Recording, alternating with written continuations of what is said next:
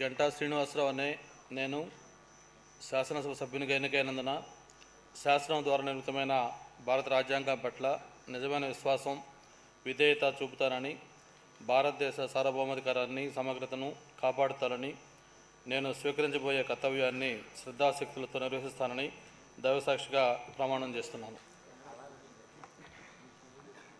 ఆంధ్రప్రదేశ్ శాసనసభ సభ్యుడినైన గంటా శ్రీనివాసరావు అనే నేను సభ నియమాలకు కట్టుబడి ఉంటానని, వాటిని అనుసరిస్తానని, సభ మర్యాదలను పాటిస్తానని, సంప్రదాయాలను గౌరవిస్తానని దైవసాక్షిగా ప్రమాణం చేస్తున్నాను.